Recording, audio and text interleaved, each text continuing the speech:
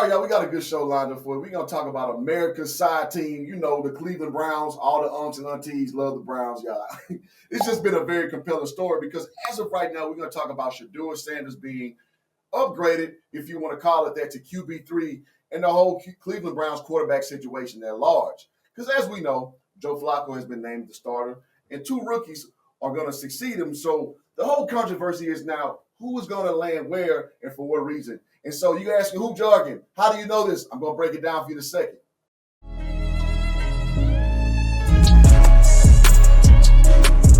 All right, guys, so looking closer to the Browns situation, as we know, as we just led in with, Joe Flacco is sitting at QB1 position, followed by Dylan Gabriel, the number 3 pick in the draft.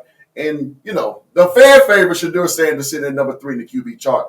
Now, we've come to this pecking order because of pretty rigorous preseason. In my opinion, Dylan Gabriel playing a little bit better than Shedeur over the whole body of work, even though his first game wasn't as good as Shedeur's. But as we know, a few days ago, Shedeur ain't do so great.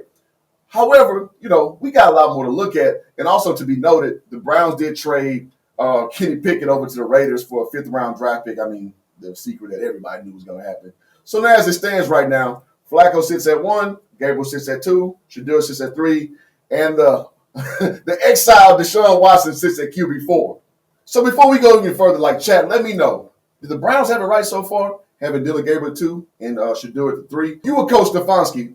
Where would you have the 4 quarterbacks going right now? So now that we know the names, let's go a little deep into the depth chart to see who these quarterbacks are, what Cleveland's facing, and how things look going forward. And as we can start off with old man Joe, like we call over here. Joe Flacco starting at QB1 at 40 years of age. He's just going to bring veteran leadership. Having previously led the Browns to the playoffs, Coach Stefanski trusts him the most. So right now, he's going to be your stalwart until, proven otherwise at QB1. At QB2, we got Dylan Gabriel, the number 3 pick out of Oregon. As you guys been seeing, a small guy, 5'9", but what he's really good at is in precision. He's good at finding his look. He goes through his progressions pretty quickly and gets the ball out. So as you've been seeing the first 2 games, he does not look upfield for the big play. He's the dink and dunk guy. And listen, if I'm a coach, I'm not too mad at trusting a guy that you know he's going to run what you ask him to run. And then that leads us to Shedeur. The much maligned, the much talked about Shedeur Sanders. After a really good game 1, like we talked about, 2 touchdowns, no turnovers, improvising, going through the 3rd and 4th progressions through certain drives, looked really good. Second game, not so much taking, you count them, 5 sacks. That's just not going to make it next level. So as it stands right now, Shedeur with a lot of top-end talent, with a lot of things to work on in between the numbers, sitting right now at QB3. Then there's Deshaun Watson before. Let's let talk about it. He hurt. Now, with all that being said, the question is, what does this mean for the Browns going forward? As it stands right now, again, Coach Stefanski is a quarterback coach that needs to win right now. So Flacco is his guy. So until we see otherwise, Flacco's going to be number 1 until, he's proven that, the game has passed him up. So what does that leave the Browns going forward? Again, like I led in with, Dylan Gabriel is the trusted guy right now. He's the guy that he's a plug and play. You ask him to go, hey, I need this. I need 8 yards on this. He's going to throw 8 yards. He's not going to look upfield for the big play. And where Shedeur has more, from my standpoint, I call a quarterback with an imagination. He's going to look to see how can I work the play further up the field to get the most yards. And most people would say that that's more of a development type of player to work with. And again, I'm not going to argue with you.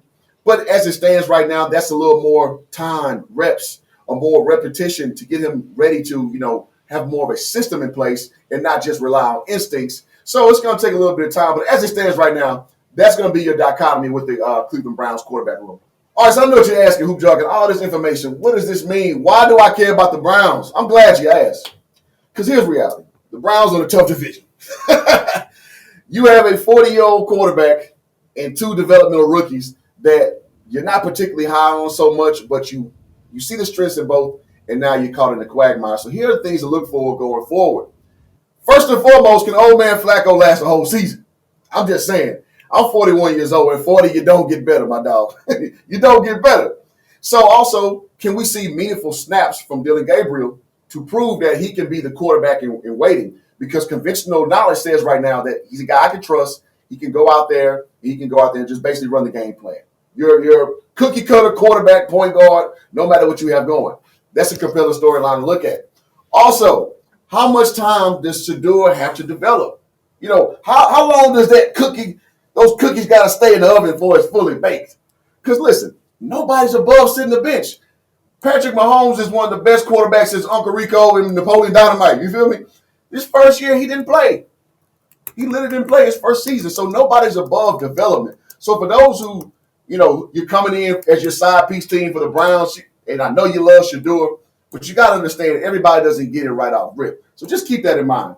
And so ultimately speaking, the storyline is going to be, what does this mean for the Browns going long term? You got, Judy out there on the outside. You got Judkins coming in as RB2, which he will take over RB1 at some point. You got Myles Garrett on the defense, which Cleveland will always be stout defensively. But the storyline is, how do they put all this beautiful, ugly symphony of quarterback drama and stout defense, how do they put it all together? Keep your mind and keep your eyes on the swivel, because the Browns are going to be a very compelling storyline, how all these things come together. So speaking of QB2, I got a challenge for y'all. Y'all let me know, when do you think you're going to see another quarterback step in for old man Flacco? Will it be game 2, game 3, game 4? Y'all let me know, because I'm looking at the schedule. It's going to be pretty stout. I'm just saying, you got the Bengals, you got the Ravens, you got the Packers, and the Lions. Whoa, oh my. That sounds like an old little thing right there.